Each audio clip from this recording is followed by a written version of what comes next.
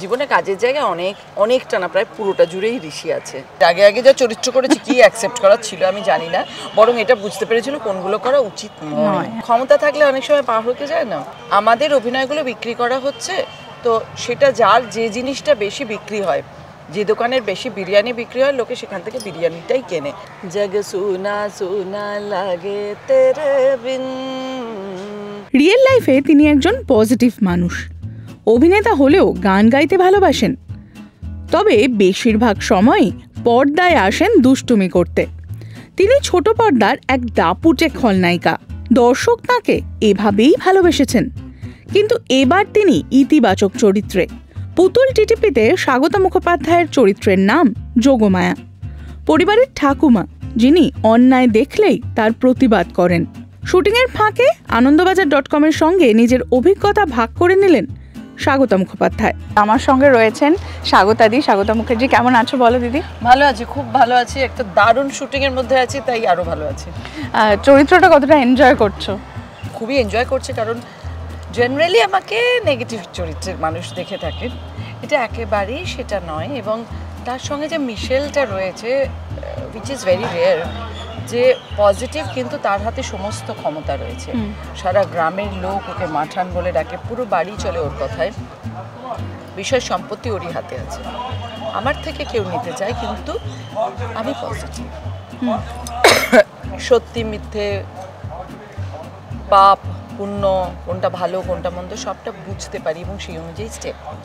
Varicose ভেনের জটিলতা, আজই আপনার অ্যাপয়েন্টমেন্ট বুক করুন ভারতের 1 নম্বর ভেরিকোজ ভেন হাসপাতালে।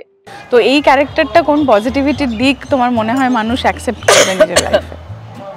সরি, সিরিয়ালে সব জিনিস অ্যাকসেপ্ট করে কিনা জানি না। আমি এর আগে আগে যা চরিত্র করেছি কি অ্যাকসেপ্ট করার ছিল আমি জানি না, বরং এটা বুঝতে পেরেছিল কোনগুলো করা উচিত নয়, এগুলো জীবন থেকে বর্জন করা উচিত। এইরকম যদি হয় মানুষ, তাহলে তার পরিণতি আমার চরিত্রগুলোরই মতো হতো।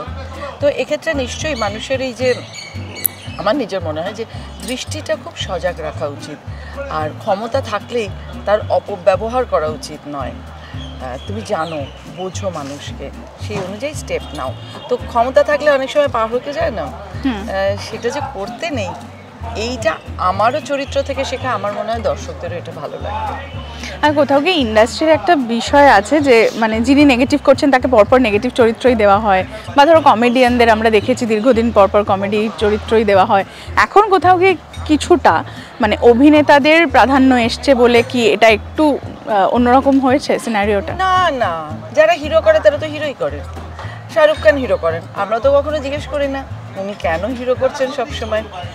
বা মাধুরী দীক্ষিত, বা পরবর্তীকালে অমিতাভ বচ্চন, ওনার বয়সের চরিত্র করেছেন কিন্তু হিরো।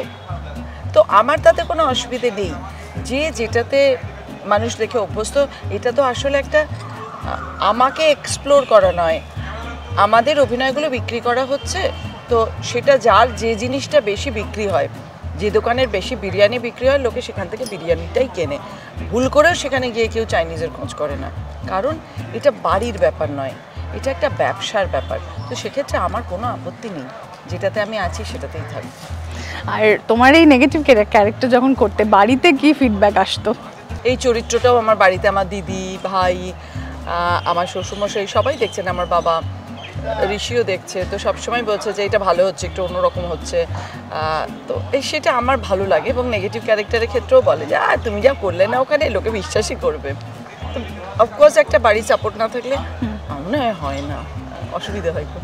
তোমার এবং ঋষিদার সম্পর্ক মানে সেটা খুব দুষ্টু মিষ্টি একটা সম্পর্ক। এবং অনেক কাপল যদি আমি এখন বলি যারা এক পেশাতে রয়েছে, তাদের মধ্যে অনেক সময় ইগো প্রবলেম আসে। তো তোমরা কিভাবে এত বছর ধরে এই বিষয়টাকে মেনটেন করে এসছো? তোমরা খুব বন্ধু, সেটাও একটা ওই যে ইগো প্রবলেম নেই,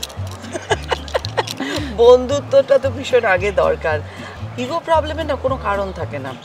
একই প্রফেশনে থাকলে আমার নিজের জীবনে যেটা সুবিধা হয়েছে, আমি অ্যাটলিস্ট আলোচনা করতে পারি, একটা ভালো শট দিলাম, আমি শেয়ার করতে পারি এর থেকে ভালো জীবনে কি হতে পারে। বা অনেক সময় এমনও হয়েছে মাসের 25 দিন কাজ করছি, খুব ফ্রাস্ট্রেটেড, ভাল লাগছে না, মানে ওই 25 দিনে আমি একটা সিনও পাচ্ছি না যেখানে আমার অভিনয় জায়গাটা রয়েছে, চলে যাচ্ছে। আমি নিশ্চয়ই ইনকাম করছি, টাকা আসছে, সব আসছে, তো এটা শেয়ার করার লোক যদি না থাকে তাহলে আর কাজটা করে কি, জীবনটাই বাকি। হ্যাঁ, আমার মানে জীবনে কাজের জায়গায় অনেকটা না, প্রায় পুরোটা জুড়েই ঋষি আছে। কোন কাজটা করব, কোনটা করব না, কোনটা কেন ইচ্ছে হচ্ছে না, এনওসি দেবো ভাবি। তো এই সময় তো স্বাভাবিকভাবে ডিসিশন নেওয়াটা খুব মুশকিল হয়। তো সেক্ষেত্রে পাশে একদম দাঁড়িয়ে যায় পিলার। আর সবচেয়ে বেশি কি মিস করো মানে এই যে টানা শুট তার মাঝখানে? এটা তো আমার অনেক দিনের অভ্যেস, সেই জন্যই বলছি। মিস করি কি করি, এটা দরকার হলে তো ছুটি নিয়ে বেড়াতে যাই, একমাত্র এটাই। আরেকটু সময় থাকলে হয়তো একটু গান করতে সময় পেতাম, বা সিনেমা দেখার বেশি সময় পেতাম, বাড়িতে বসে সবসময় দেখতে হতো না। তা বাদে কাজ হচ্ছে ঈশ্বরের দান, সবার আসে না। যারা আসে আমার মনে হয় সেটাকে খুব আগলে রাখতে হয়। ঈশ্বরের আশীর্বাদও সবসময় আমার ওপরেই আসবে তার কোনো মানে নেই। যখন আসে হাত পেতে সেটাকে নিয়ে মাথায় রাখতে হয়।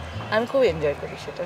জগ সুনা সুনা লাগে তেরে বিন, জিয়া না যায় দিল ঘবড়ায়ে, जिया ना जाए दिल घबराए, सुनी सुनी डगर जग सुना सुना लगे तेरे बिन।